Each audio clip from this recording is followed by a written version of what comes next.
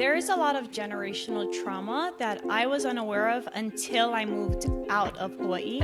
Another thing that was very normal for me is being surrounded by people that are homeless, people on drugs, and alcoholics. I've been intentional about feeding the homeless in Salt Lake City. I've had to spend years trying to heal of different sorts of abuse that I have gone through. I felt disgusted. I felt like, how could that have happened? Like, why me? This isn't right. I don't belong on this earth. It hurts too much that not existing feels more peaceful. That when I went through the divorce, I felt so isolated from everyone, and him leaving caused me to stop hurting him. It was all of those moments of grieving and isolation that helped me to rediscover who I was as a child of God. Often the people that we would judge the most, those are the very people that need Christ's love, that need our love through Christ the most. Does this person even deserve mercy? Does this person deserve justice? Before we think, before we label someone, love them. Love them first. I love that. So, who am I and what is Turn Outward? My name is Spencer Smalley, and I'm currently completing my master's in social work in order to become a licensed therapist. I've worked in mental health for 3.5 years now, and I see some concerning trends in mental health that I want to speak out against. Number one, I want to normalize being vulnerable in an online world of comparison where we post about our highs and don't talk about our lows. Number two, I want to change the narrative that we need to heal ourselves before we can help other people. Finding connection and purpose in helping others is crucial to our own healing. Number three, I want to share my faith. David Bednar says that the character of Jesus Christ is to turn out when the natural man would turn inward. Me and my guests share stories of how trusting in a higher power has allowed us to love and serve others in deeper and more meaningful ways. I want to build bridges of belief regardless of someone's underlying religious or spiritual background. I hope you'll join me in my journey of trying to help the world turn outward. All right. Today we have Kanoe Kroll. Kanoe, how are you doing?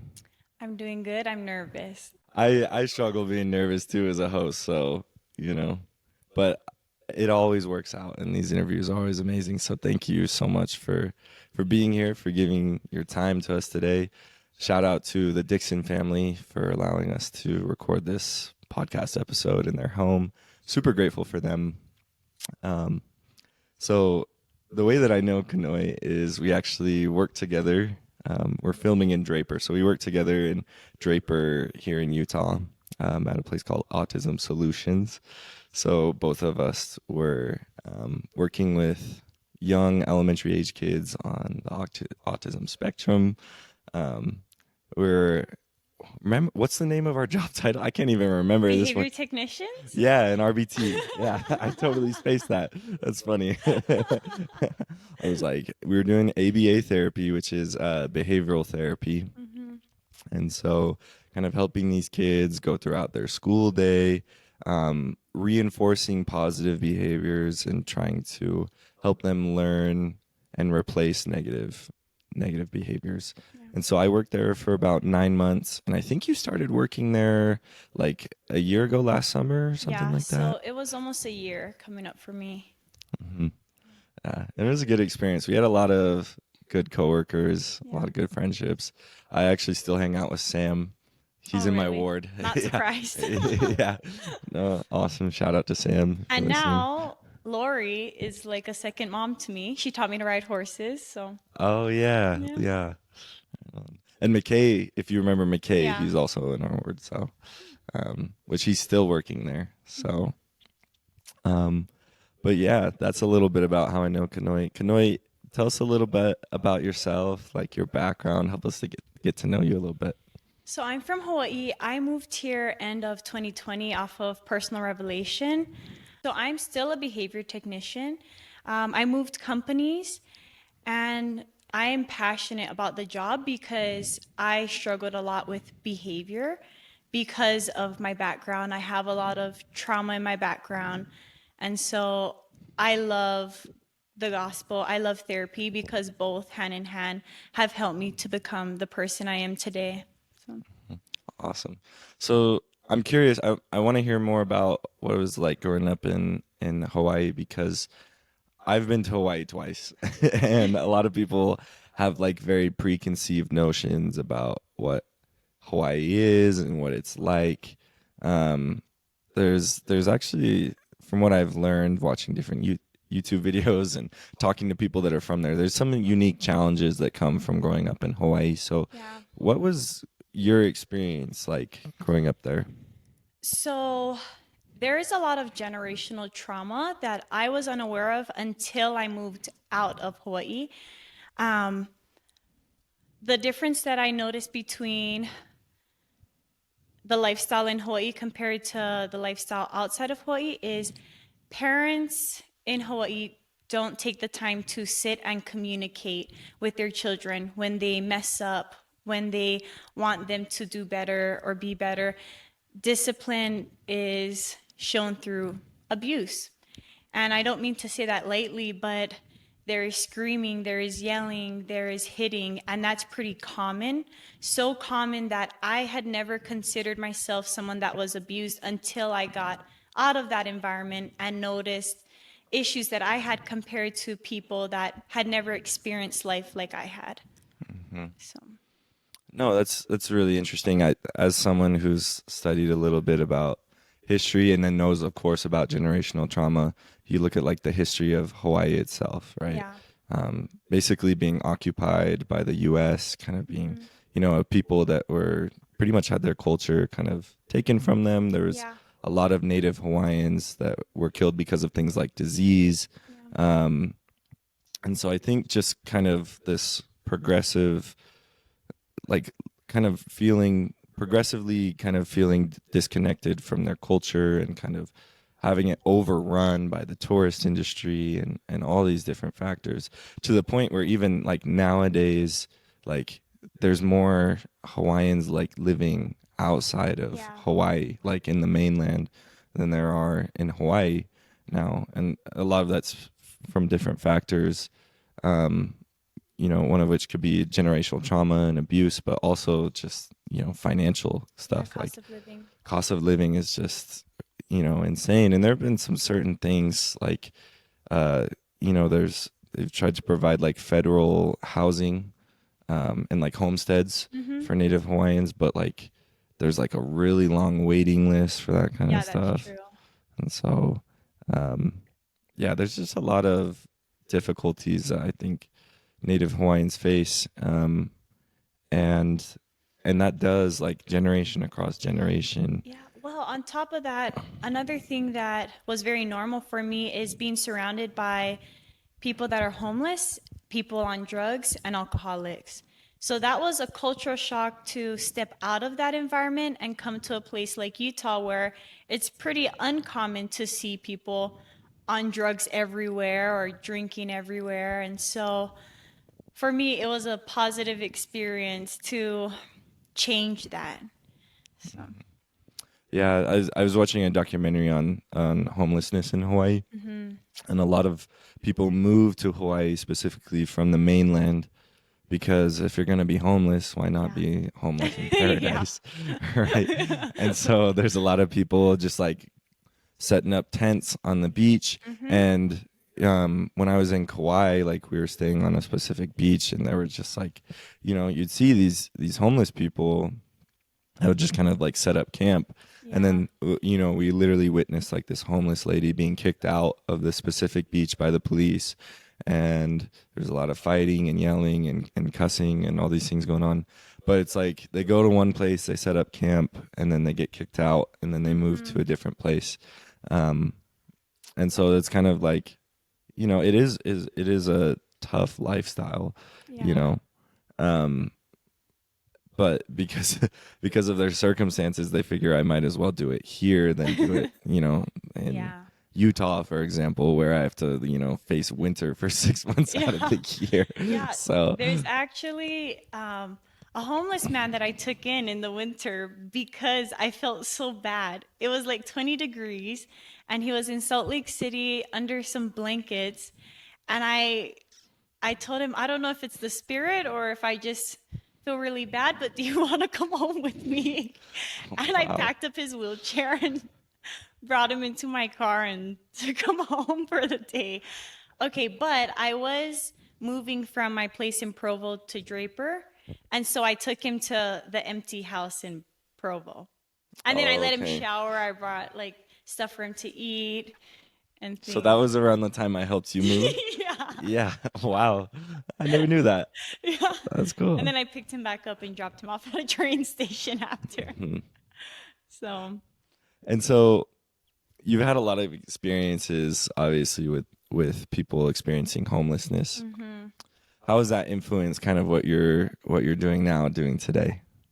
Um, so growing up, because it was so common to see homeless people, or from what I've learned from them, they like to call themselves, um, or not call themselves, but they like to say, "I live outside."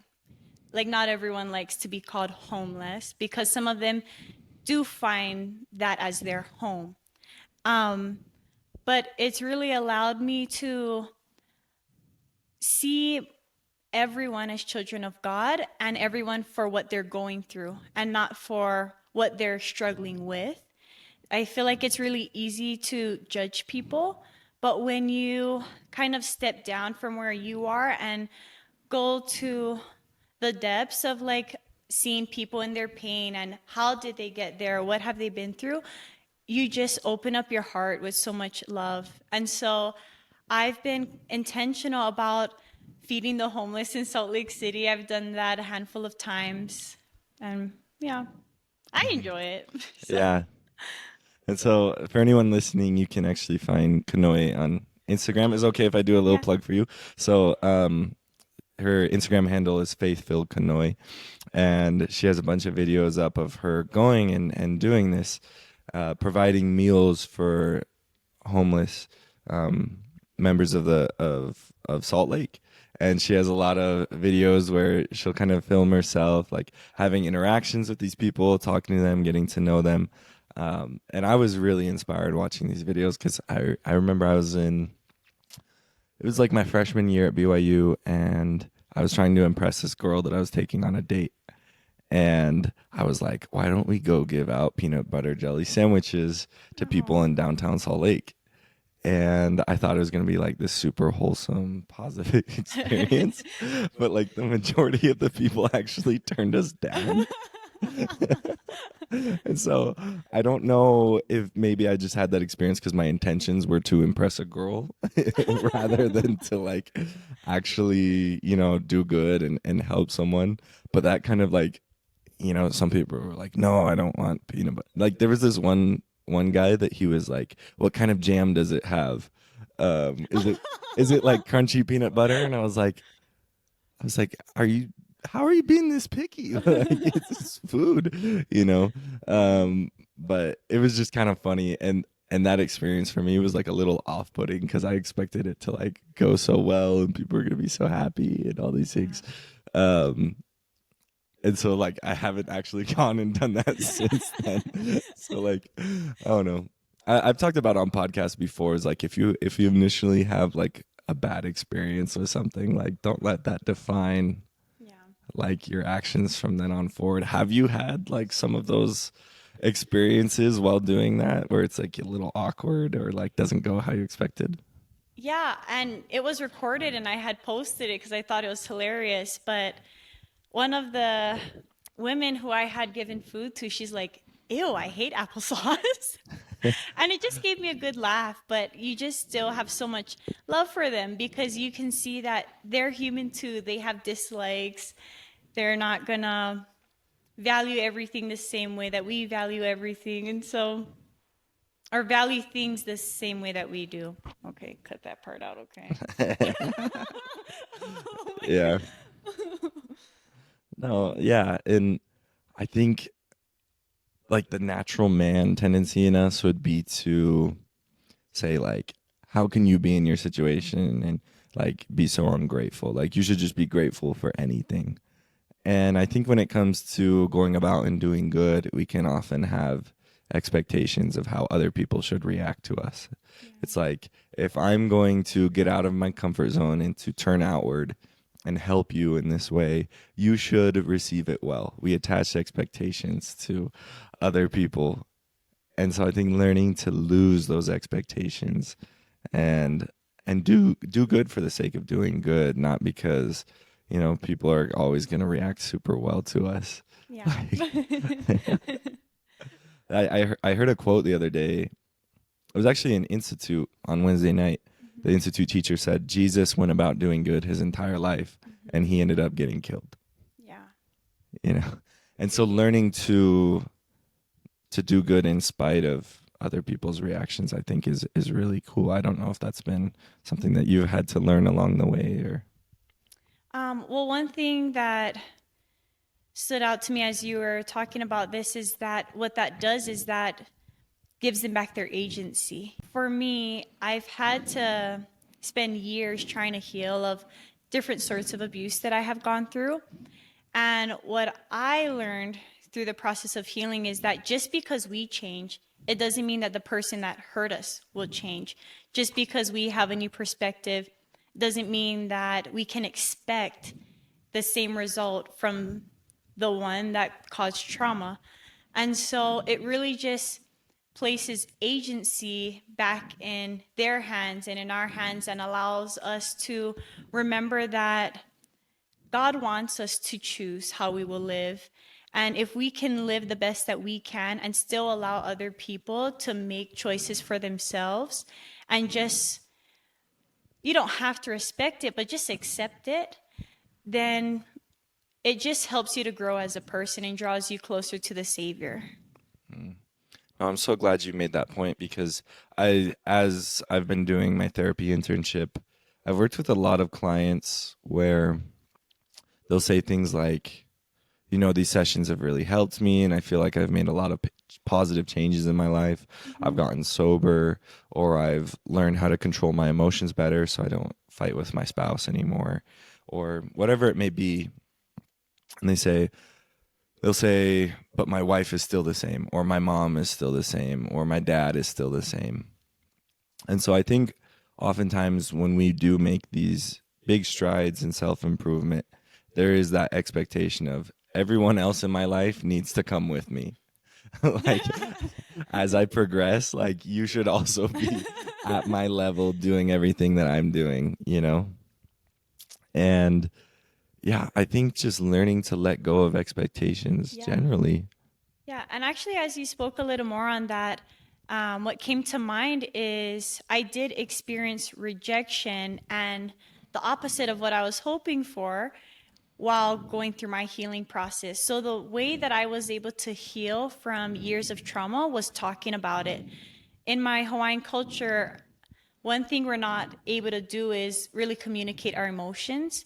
And something that I learned as a behavior technician is, in order for a child to have a healthy brain development, they need to be able to express all of their emotions in a safe environment.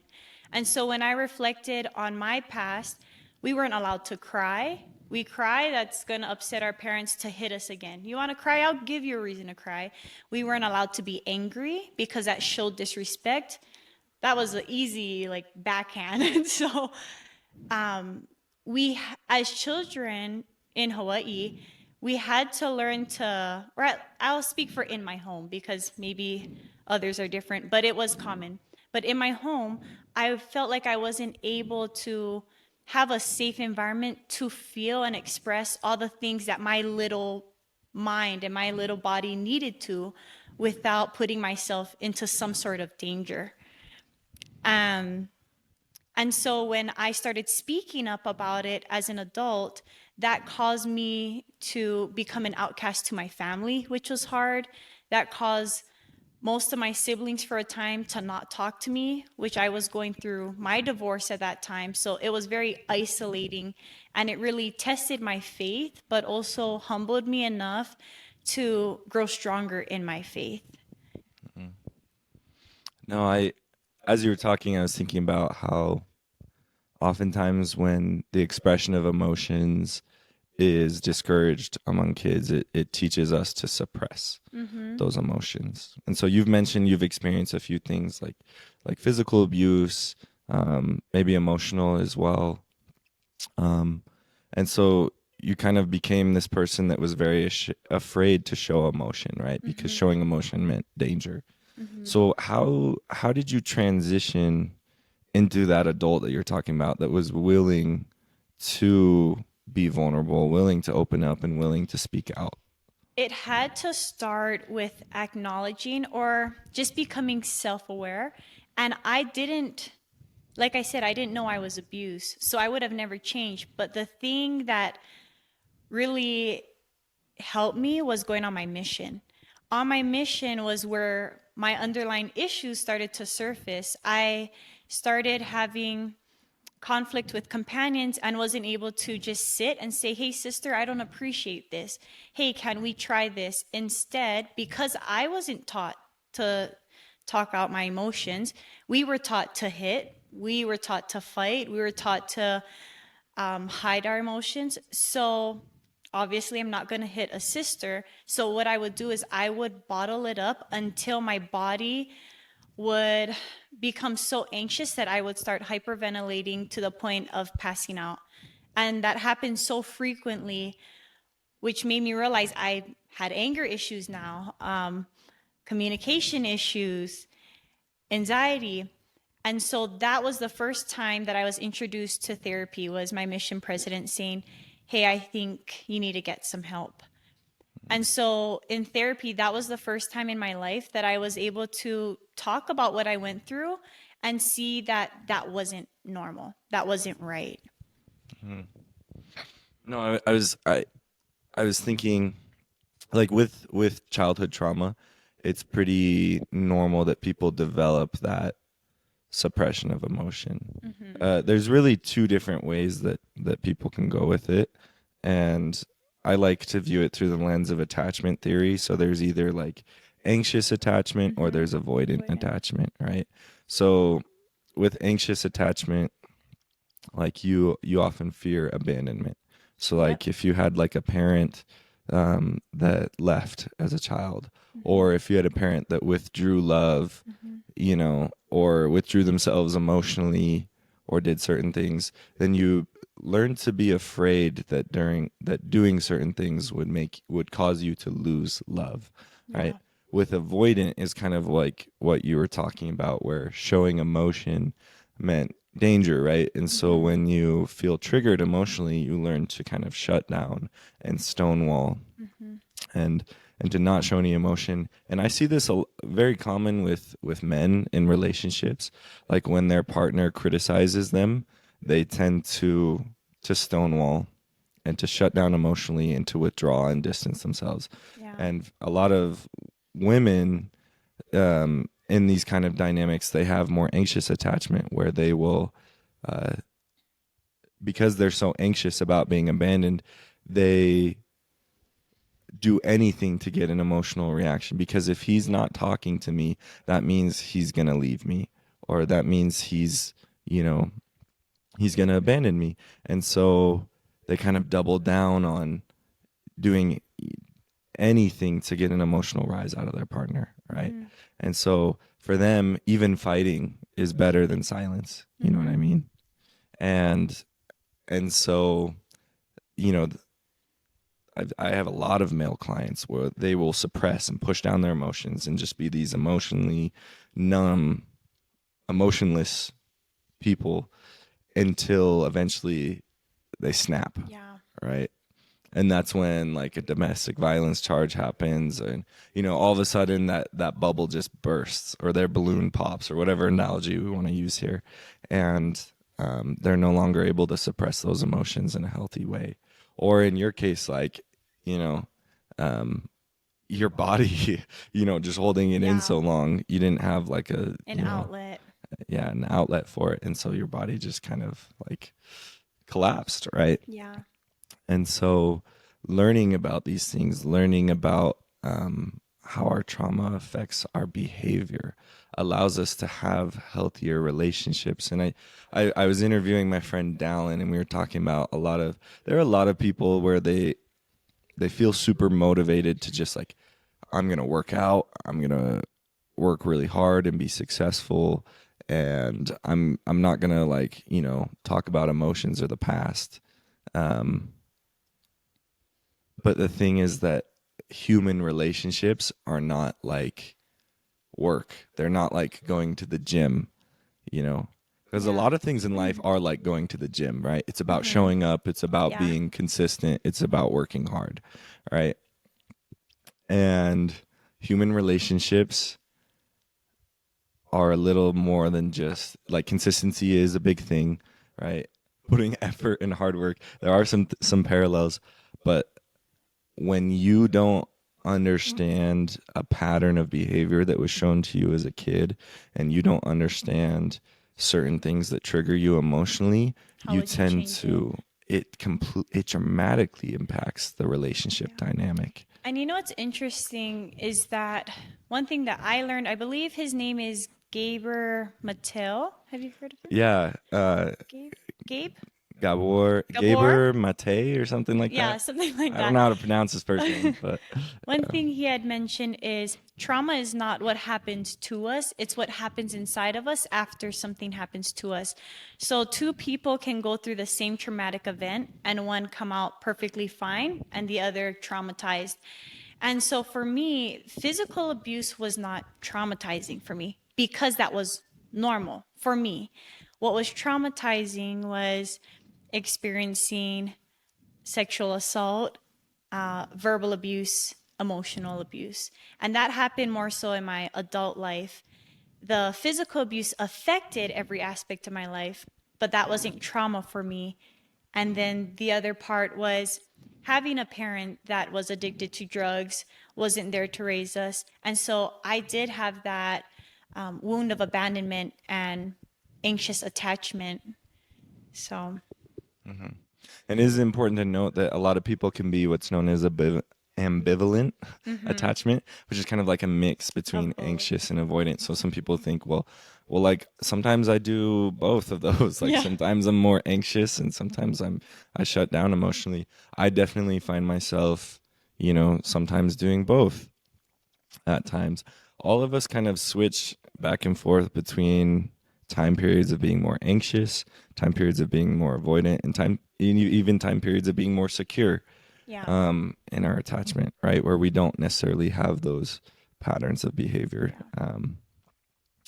And so it's important. Like we don't necessarily need to put ourselves in a box or to label ourselves. Um, but if you could kind of dive in a little bit to um, your experience specifically around sexual assault, and obviously, like we know that this is a sensitive topic, Mm-hmm. and so we do want to put like some qualifiers on this. If we know that this is kind of a common issue that a lot of people have faced, as I've sat down with a lot of women in my life, I'm kind of blown away with just how many people have experienced sexual assault in some form, and so hopefully this discussion can help a lot of people that are struggling. Yeah. I do just want to reiterate, kind of like in my episode with Dallin, that I am studying to become a licensed professional. I am not a licensed professional yet. Okay. So anything that I say, you can take with a grain of salt. Do your own research, seek out your own professional help. You know, seek out a therapist or a social worker or someone that is a licensed professional. Um, and make sure that you do your research. There's a lot of great online resources, whether it be scholarly articles, whether it be YouTube videos, and other online educational resources where you can learn about the impacts of sexual assault Mm-hmm. and why it happens, how it happens, and the effects that and the impacts that it can have on us. Yeah. Um, and also Kanoi is speaking from her personal experience, right? And so Mm-hmm. we're just two people kind of talking about things that we have learned Mm-hmm. and experienced, but make sure that you take what we say with a grain of salt and do your own Yeah. research and seek out professional help. So that being said, Kanoi. Um, what what do you want me to kind of cover on this? So you can obviously talk a little bit vaguely about like How how it old you were. affected me? You don't talk about like who it was or How it anything about affected me more how it so? How I affected you. overcame it? Yeah. So this happened during 2020, during the pandemic. Um, yeah, it was an isolated event, but that alone had distorted the perception of myself and my worth and my life completely. I became very suicidal after that. I had attempted numerous times, and it was the gospel that had saved me to this day.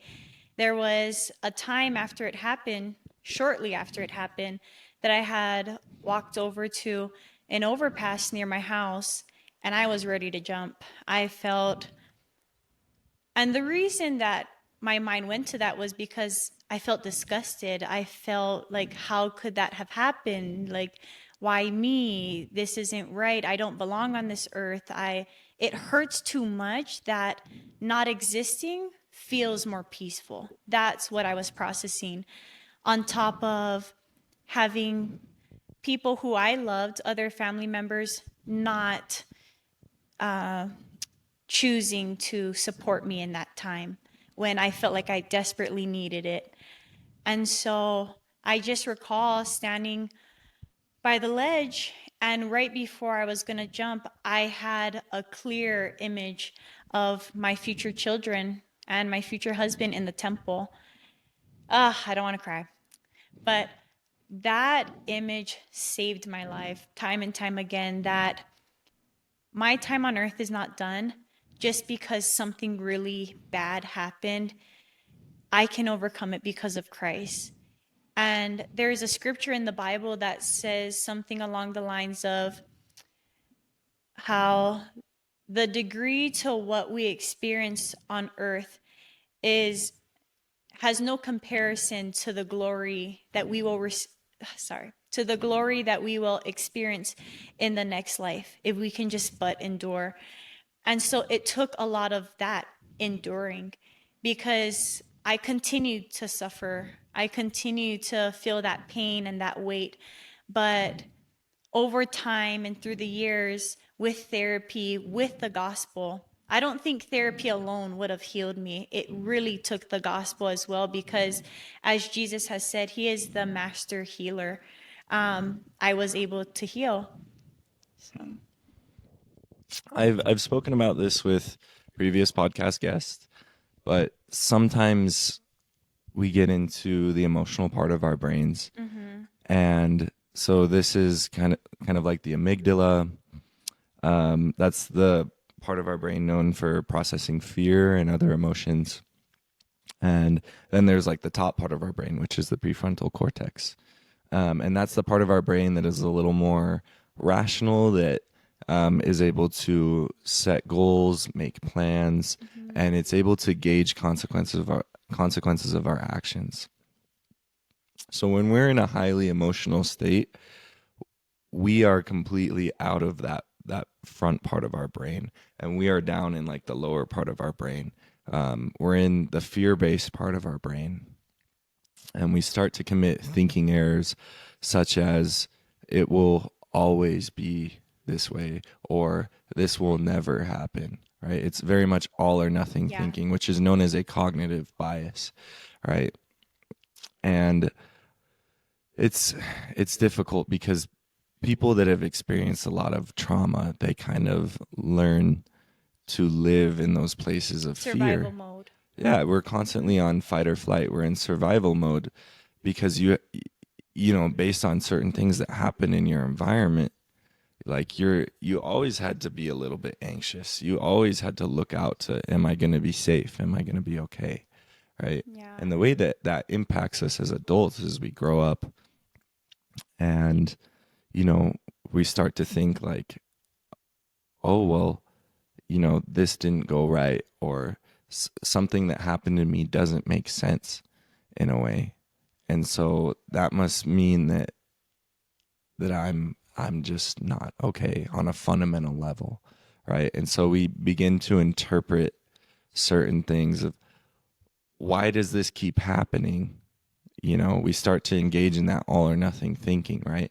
Because like you said, it wasn't necessarily even the physical abuse that hurt, right? It was the more emotional aspects of Mm-hmm. it, right? And as things happen to us adults, they poke at that original wound, Yeah. right? The original wound is are things that happen to us in our childhood, right? And and things continue to poke at that wound. And so as we become adults, we engage in these cognitive biases such as all or nothing thinking, where we think this keeps on happening. I keep on getting hurt in this way.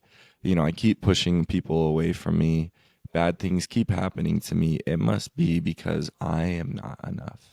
You Yeah. know, I was originally abused and I was originally hurt because I was somehow a burden on my parents and I wasn't a good kid, right?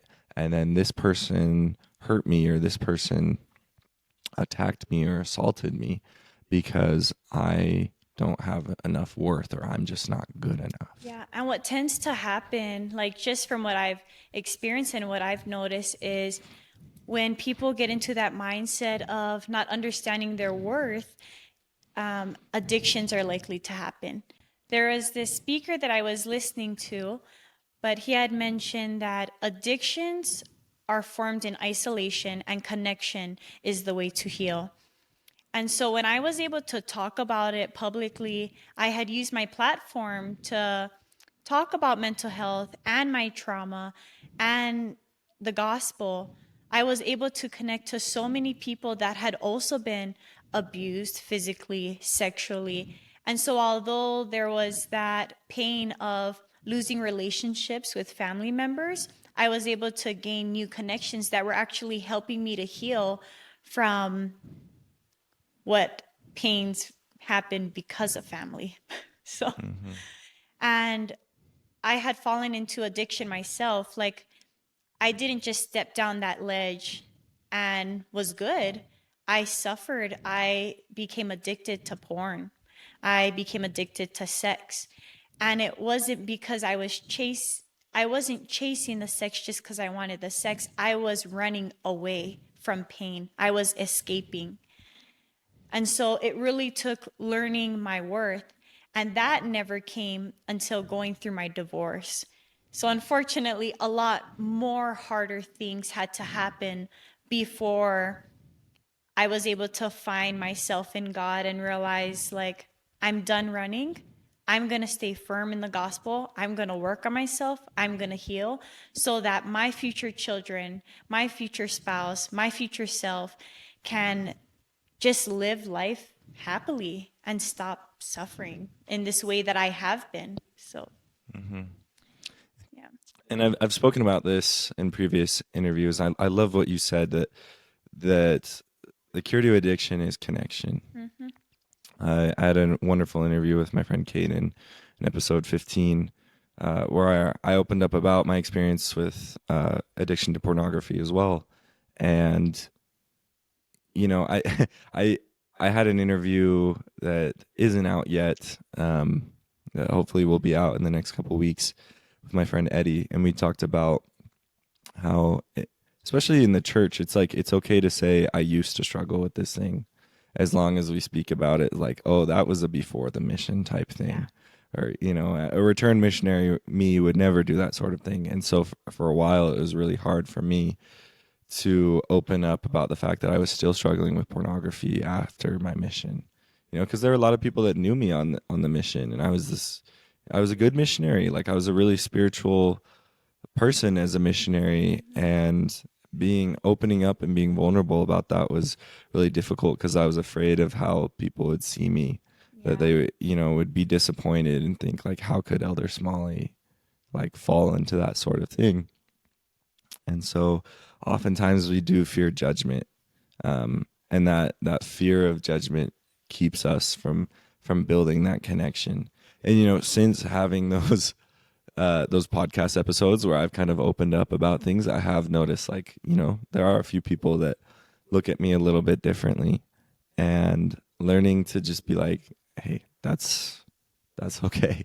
Like I'm not in control of how these other people feel about me. Yeah. Like I'm going to care more about the people that I can help by being vulnerable, not the people that Yeah. are going to reject me. Cuz like Jesus, he went about sharing the truth. he went about testifying and saying things that were going to help and serve and heal other people. And he wasn't really worried about the Pharisees and scribes and the people that got offended and the people that looked at him differently because of it. Mm-hmm. He was more focused on the people that he could help. And it's hard sometimes because sometimes the people, there are people that we really want to like us, and it can even be family, it can, how many of us keep certain things in because we don't want to lose our family, or we don't want to have judgment from our family. I had a family member who was experiencing same-sex attraction, and they chose to not talk about it for 15 years, and to not open up to other people in my family because they were so afraid that talking about it would bring rejection or would, and that eventually created a lot of division in my family. And it wasn't necessarily because this person was experiencing same-sex attraction, but it was because, some family members felt like, oh, you didn't trust me, or, oh, and so there can be a lot of difficult emotions. But those of us that have been able to love and accept this person for who they are, and to say, like, look, you will always be part of this family, no matter what. Like, that's been healing. But there have been other members of the family that have decided to distance themselves, and so it is hard. And it really just takes knowing that there is one person that loves you. For me, I struggled with suicidal ideations for years, and not anymore. It's been a little over a full year, but it was because I didn't feel like I belonged. I didn't feel like I belonged to my own family. I didn't feel like anyone cared. And the very last occurrence where I was ready to attempt, it was someone's pleading for me and saying, I need you, that made me realize I'm done with this struggle. I am needed. I am going to live. There is someone who loves me. And the years that I struggled with addictions, I didn't know my worth. But when I finally discovered who I was, and to live in a way to where I know I have worth and I love myself, it allowed me to break those chains of what everyone else worrying about what everyone else thinks, and just living in my purpose. So. I love what you said right there, because I can relate to that. For a really long time, I have based my self-worth off of friends. And it has been really important to me to have people like me. And I've had, especially in the last 3 years, I've had some experiences with friends where I accidentally said something that really offended someone, and it kind of really hurt our relationship in the long run. And, ended up kind of losing those friendships, or not having those people in my life anymore because of certain things that I said or did. And that was extremely difficult. I've had multiple occasions in the last 3 years where that has happened. And that's been really difficult for me, because I have based so much of my self-worth on people that that are in my life. And that I have had this thought for so long, like, if I am a good guy, or if I am a fun guy, or a cool guy, or whatever it may be, like, these people will want to be around me still. And so when these friendships kind of die out, it's been really hard. And some of you who have been following the pod might have noticed that in July, I didn't post as many episodes. And July was kind of a rough month for me. Um, and I kind of had this friend group that I had hung out with a lot last summer and throughout the fall and winter. And just over time, I kind of grew apart from this friend group. There wasn't any like drama or anything hurtful said. I just, over time, I started to feel less and less comfortable in this friend group. I started to feel more and more like an outsider, and I started to perceive more that they didn't feel as comfortable around me. And so and I just felt like every time I would hang out with this friend group, I was so anxious about saying funny things and getting these people to like me and getting them to accept me and feeling like I belonged again. The validation. The validation from them. And I just realized that over time that we were kind of naturally just growing apart, and that was okay. And I was putting so much time and energy and stress into these friendships and these relationships where, if I'm being honest, like these people didn't really care about me. Like they weren't like reaching out to see how I was doing. They weren't like being emotionally supportive, even though I was going through a really emotionally difficult time. And because I was so invested in these other relationships, um, I was missing out on relationships where I could cultivate that with other people. Like recently, my friend Caden, who I've interviewed twice, like he has become like one of my really good friends and someone that I can always text and call and that I can hang out with and just talk to. And you know, he cares as a Yeah. friend, and he's there to support me and to listen no matter what. And I can do the same for him, and so that creates a purpose for me, Mm-hmm. right? Not only it's not just like a, you know, a parasite relationship where I'm just always calling and venting to him, because there is a person in this friend group that I was talking about earlier where we kind of naturally just like drifted apart, to where I would always call her and talk about things, and she was kind of like my therapist in a way. And it was kind of one-sided in that way. Yeah. And so I think over time it did kind of become a little bit of, I don't want to use the word burden because I've worked really hard to not feel like a burden in my life, but it did kind of become a one-sided relationship where she was doing a lot to emotionally support me and I wasn't doing as much for her. And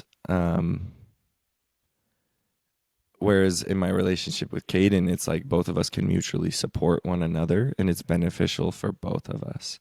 And so Good. I've had to learn that kind of in the hard way, to not invest in relationships that aren't building me up and making me feel good about myself, but to transition into other relationships and friendships that that do that for me. And it's funny, the people that have done that for me haven't necessarily been the people that I expected. You know, like Caden was kind of a surprise for me in my life. You know, there's this kid in a power chair that I didn't really know, you know, and we often, you know, look at someone maybe in a wheelchair or power chair, someone with disabilities, and we make automatic assumptions about that person. As I've gotten to know him, as I've become his friend, like there's so much depth to him, and so there's just so much goodness there, and it's become one of the most beautiful relationships I have in my life today. I'm really grateful for it. Sorry, I kind of ranted for a little bit there. But, That's what we're here for. yeah. Uh, Mm. but yeah, grateful that you're kind of able to share some of your relationship and the difficulties you've had with in there. I'm curious, as you've kind of had this journey of moving away from Hawaii, kind of distancing yourself from your family, Do you feel like you're still in the process of this? Do you feel like you've started to come full circle and be able to accept the good things about your culture and the upbringing, despite the painful things that you've gone through? So I would say I haven't really distanced myself from my family because I come from a broken family and I was very aware about that since I was a very little girl. My passion has always been eternal families. So I never really tried to distance myself. It was more so I was being pushed away, pushed Mm, away for being myself or opening up. But I have done enough healing to where many relationships within that has healed. So a lot of family relationships have healed for me. Um, but yes, what I'm able to do is I'm able to disconnect the or separate the good from the bad in my culture and appreciate all the good and hold the bad and realize I am never going to do that for my kids. I never want them to experience those things that I have. And so just trying to make daily decisions that will lead me towards the path that I want to go. And so, one thing that I came to with my healing journey is compassion because a lot of sorry, take that back. Okay, I don't take that back. A lot of the hard things that I went through was because of my behavior, which stemmed from physical abuse, which the physical abuse wasn't traumatizing, but because it was conditioned behavior, it affected how I acted, how I thought, and that caused me to go through a really hard thing, which was my divorce, because I had projected all of those learned behaviors into that marriage. One thing that I had to learn was compassion for the individuals that I was hurt by because all behavior stems from something. And so the abuse that I experienced was by someone that was also abused to a greater degree that I was given.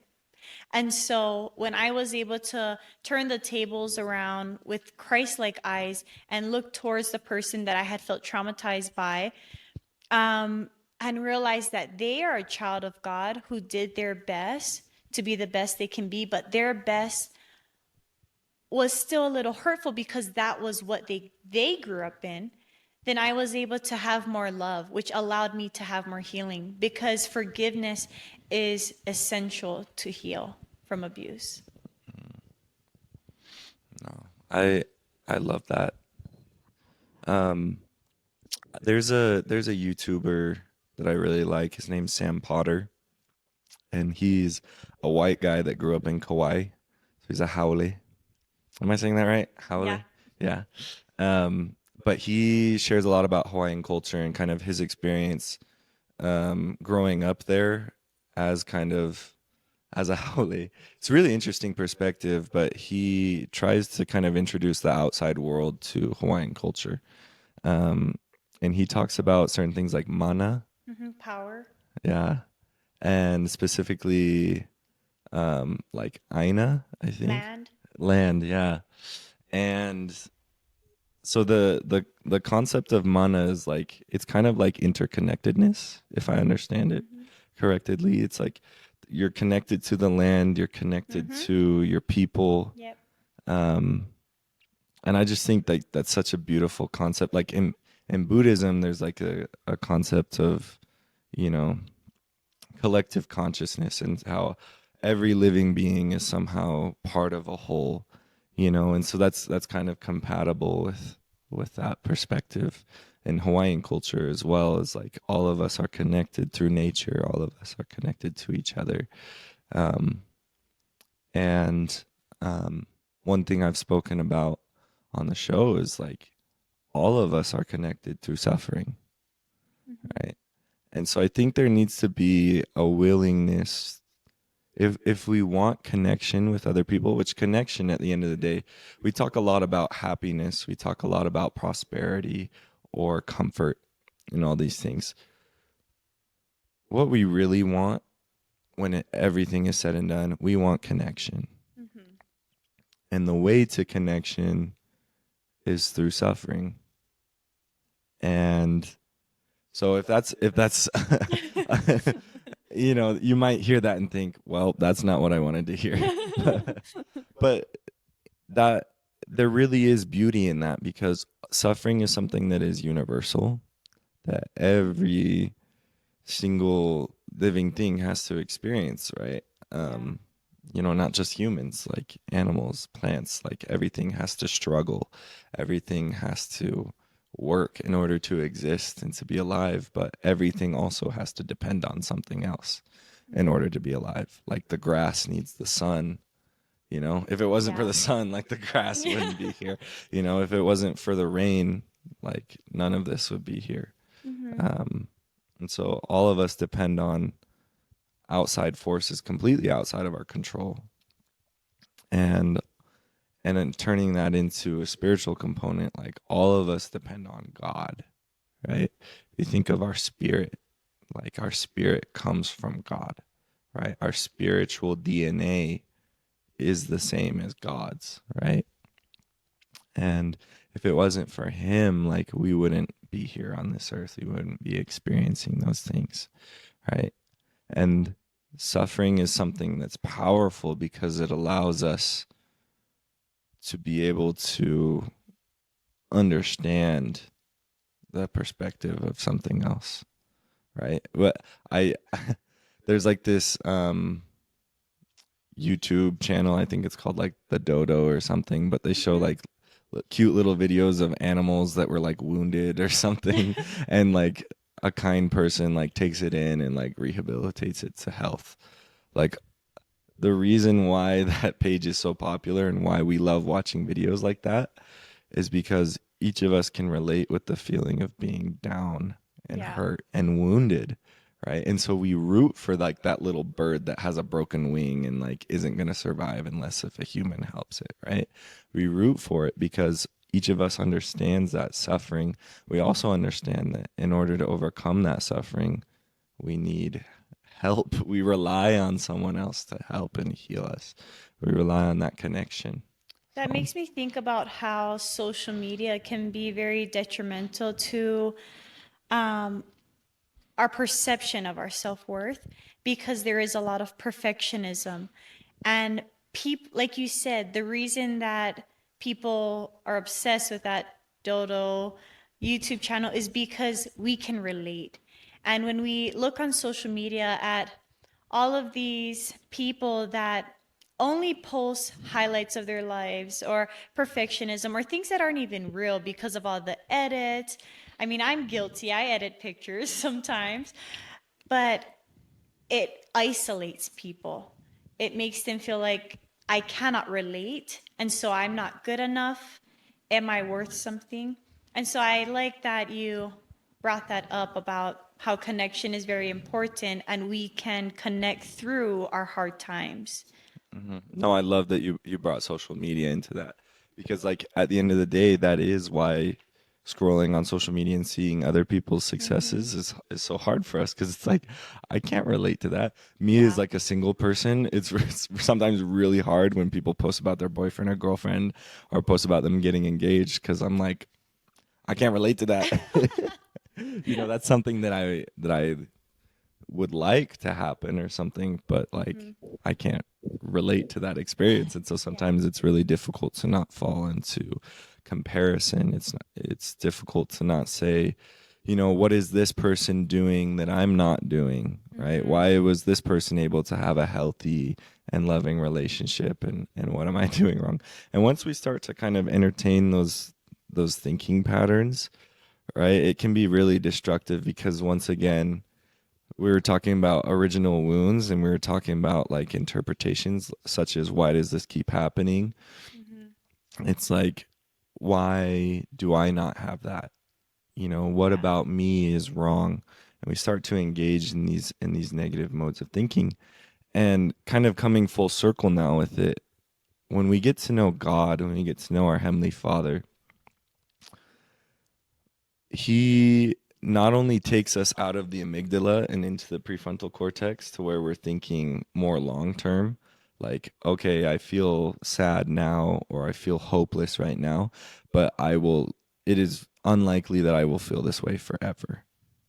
Yeah. Like, sure, there will come another time where I feel this way again, but there will be ups and downs along the way. But then when we take it a step higher and we get into God's consciousness, right? Where he literally sees the beginning from the end. He doesn't just, make plans and say like, oh, like things will be better or things will turn out okay. Like he literally sees the beginning, alpha to omega. Like Yeah. like he knows how everything is going to play out. And so I don't think he's necessarily stressed or worried, right? How many times in the Bible does it? I think it says 365 times in the Bible, fear not. Like I was actually talking to my dad this morning, and we were doing some scripture study, and he was talking about how worried he is over his kids.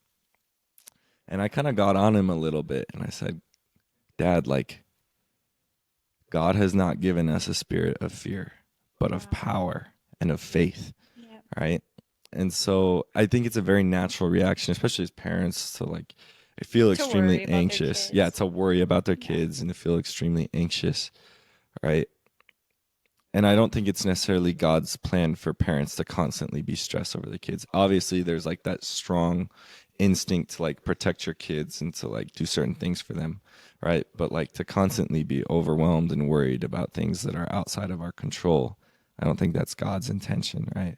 I think he allows those things to happen so that we can then choose to trust him anyways and say like, look, in my natural and mortal way of thinking, I would be really worried about this, but I know you, and I know that you see the beginning from the end, and I'm not sure how this is going to play out.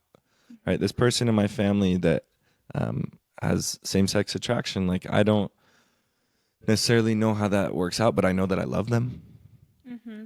and I know that God has a plan for them, Yeah. and that everything will work out. There's a scripture that said everything will work out for the good of those who love God, right? And so being able to set aside those worries and say, it doesn't matter, like God has this, it's in his hands. Yeah. I love that. So talk to us a little bit kind of about your spiritual journey, kind of alongside, because when you and I were first working together, you mentioned that you were going to therapy and you felt like it wasn't super effective at the time. Yeah. And so, was there a moment where therapy became more effective, or was it that strengthening your relationship with God made therapy more effective, or that it made up for the fact that therapy wasn't helping as much? I think one thing important to understand is everyone can benefit from therapy, but not every therapist is fit for our needs. And I think that I was just going to different people that didn't understand where I came from. So they didn't understand how to heal the wounds that I was still struggling with. And it took God. When when we were talking about that, I was still married and I had struggles with projecting projecting wounds from my childhood that really hurt the person I was with. And it was really discouraging for me. I struggled heavily with suicidal ideations during that time because what I was doing or going through at that time was therapy every single week. So many different therapists, different types of therapy, EMDR, or is it EDMR? EMDR, talk therapy, LDS Family Services. I was finally active in church again. And I felt like no matter how hard I was trying to overcome, no matter how good my heart seemed, my behaviors weren't matching the work that I was putting in. And that had affected my mental health, which, if you're weak in one area, it's kind of it kind of affects every other area. So my spiritual well-being was going downhill because um, what was happening was I was struggling with suicidal ideations. I felt like if I'm doing all this work to change, but I'm not seeing the outcome, then I'm being abandoned by God. And I was connecting all of the mental health things to my spiritual well being. And although I was going to church, I was trying really hard, I wasn't seeing change. And the change had happened after my ex husband left, which was devastating. But because it was a change, God also helped to change my perspective on that. When I went through the divorce, I felt so isolated from everyone because I had taken upon myself the blame for everything, for ruining the marriage. And I was constantly being called a monster, but that is in the marriage, but that's because I was projecting in such a pernicious way that was hurting the person I was with. And him leaving, this sounds so bad, but caused me to stop hurting him because he was no longer there. And it was when I was isolated and had my time alone with God where friends that were once there for me who found out like things I had done and cut me off, and then family that had abandoned me because now I'm opening up about what I had been through because I'm looking for healing. It was all of those moments of grieving and isolation with God, or I would say solitude with God, that helped me to rediscover who I was as a child of God. Because when you're spending, because for me, it was like having a husband to come home to me to then an empty house filled with memories, no one that I could feel I could turn to. Okay, that's a lie. I did have one person I could turn to, but like to feel so isolated, you really just surrender everything to God because it's either that or I was going to take my life. And making that decision to give it all to God saved my life because He taught me my worth through reading the scriptures, praying. I would have meaningful conversations where I would tell Him everything and He would answer me because I would read His word. So, No, as someone who I myself have also struggled with suicidal ideation from time to time, and have struggled with depression a lot. And those two things are often accompanied together. That's like a very real feeling that I can relate to. And so I appreciate you being open and vulnerable about that. I think often for me, and I've spoken about in other interviews, feelings of feeling like I was a burden in the past. And then especially with this friend group I was talking about earlier, when I've either had friends distance themselves from me or feeling like I don't really fit in or belong with other people, the feeling of other people are better off and happier without me can be really damaging, right? And I think learning to understand that, maybe that's true to an extent. Like other people can be better off and happier without me, and that's okay because there are other people that are better off with you. yeah. And understanding and my experience too, as I've kind of come back to God within the last year, because I spent a year away from God. I spent a year walking in sin, struggling with chastity, struggling with the word of wisdom, using substances, addicted to pornography. Spent a year really separated from God. As I've kind of come back to God, and I've dropped certain habits like swearing and doing certain things with girls, and trying to make less crude sexual jokes. Because for a while that was like the way I made people laugh, and that's the way that I felt like connected to people. As I've made those changes in my life, like I don't really connect with certain friend groups anymore. And and so I've naturally kind of just distance myself from them, and they've naturally kind of distanced themselves from me. And So while choosing God, I have had to say goodbye to Mm-hmm. certain friendships. And like I said, like Jesus had experienced a lot of rejection himself. And so Yeah.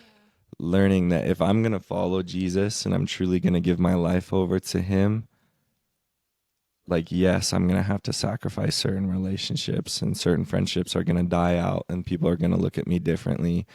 And people still might judge me by the old Spencer that they knew. Like they might see me posting online and posting clips about the podcast and think that's the same dude that was like saying F bombs all the time. And that's the same dude that, um, was doing inappropriate things with girls and, you know, doing things that he shouldn't be doing and was setting a really bad example for a member of the church and a Christian and a disciple of Christ. Like people might judge me by those old standards of who I used to be and think, oh, he's just doing this for attention. This it's not a Yeah. genuine change. And that's okay because I understand that like only God knows my heart and only he knows the beginning from the end. Like he knows my whole story. He knows all the factors.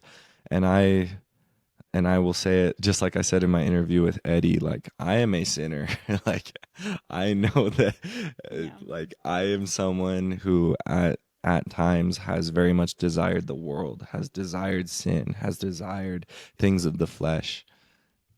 And it is only through Jesus Christ and his grace that I've been able to change. Yeah. That my desires and my heart has changed so that I don't desire those things. And sometimes I slip back into those old ways of thinking. And when I go through trials or when things are difficult or when I'm facing difficult emotions, the desire to return to things like pornography, the temptation is still there, Yep. you know? But you have more of a strength to overcome it instead of Absolutely. succumbing to it. It's like I've put in all this work to like get back to God Yeah. and I'm just going to like spit in his face and like deny him again right now just because I'm feeling a little bit anxious. Like, why would I do that when I've put in so much work to come back to him? That just doesn't make sense. And so I've been able to overcome a lot of those things. And Mm-hmm. like I said, the temptation and the desire is sometimes there, but then you start to rely on that relationship and that connection again, Yeah. and that's ultimately what helps me. So, And I think it's also important to add that even when we're feeling really strong, sometimes we do mess up. And it's important that in those times when we do, because it can be surprising for us, especially after a lot of time invested in our relationship with our Savior, it's important to give ourselves grace and to remember that that is exactly why Christ died, is because he knew that even after giving our heart and our lives to him, we're still human until we pass on from this life.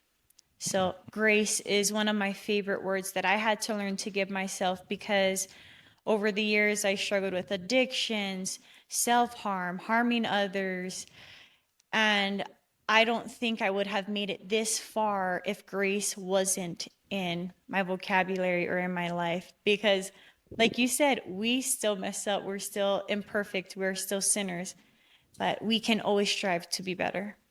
So, I was watching the George Janko podcast, and he was talking specifically about a man that he met was known as what society would call a furry. mhm.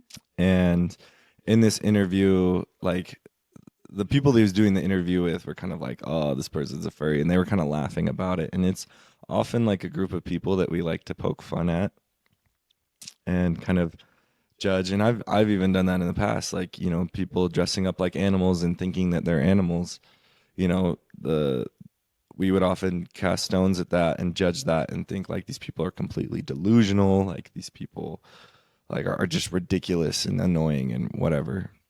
Um, and George Janko, he actually got like really emotional as he shared that he had the opportunity to sit down and talk with someone and learn this man's story and learn his story of sexual abuse that he had gone through and some of the factors that had, you know, influenced this man.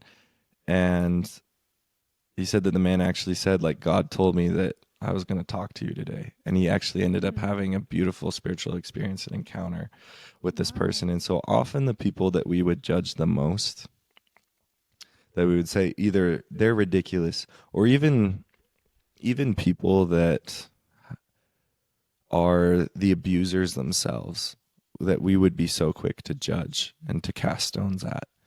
Those are the very people that need Christ's love, that need our love through Yeah. Christ the most.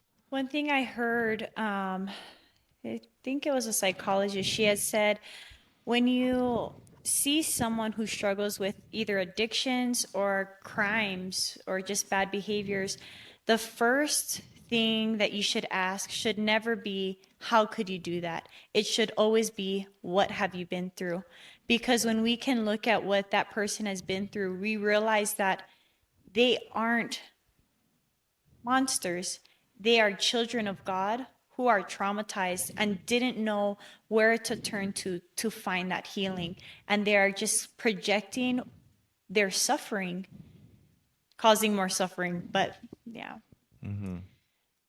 No, that's a very common theme, is that often people who have experienced abuse, that's the pattern of behavior that has been taught to them. And so they often, as adults, become perpetrators of abuse. Yeah. And like I said, the world is so quick to be like, that person's a terrible person, or this person is a monster. The question is asked, like, no, like, what influenced the person to get to the point where they are? And how can I have compassion and empathy for this person and understand that God, he's the judge. I am not the judge. Okay. He has called me to love. He has called me not to judge. He says in the scriptures, judge not, that ye be not judged, right? And so my dad even made a point this morning while we were studying scriptures, is like, sometimes we even think, oh, okay, I'm going to be merciful to this person, even though they deserve justice, And so we consciously decide to be merciful. Yeah. Well, even that in and of itself is a judgment. Yeah. and so we are called to not judge, to not even in our minds let the thought pass, does this person even deserve mercy? Does this person deserve justice? Before we label someone, love them. Love them first. I love that. So, well, Kanoy, this has been an awesome interview. I appreciate you being so open and vulnerable. I told you it would turn out okay, right? Yeah, it was great. So, yeah. no, I appreciate you inviting me on. I feel honored. I was so nervous. Yeah. So. And for anyone listening to the podcast, if you liked this episode, this interview, and you felt inspired and you would like to share it with other people, please do so. We're really trying to help this podcast grow and to reach more people. So you can follow the podcast on Spotify and Apple Podcasts. You can listen to it there. You can also follow the Turn Outward Podcast Instagram page, just Turn Outward Podcast. I'll be posting clips and highlights of the podcast there. You can share the podcast through Spotify or Apple, or you can share the Instagram profile page with your friends. You can post it to your story, like the post so that the algorithm puts pushes the post a little bit more.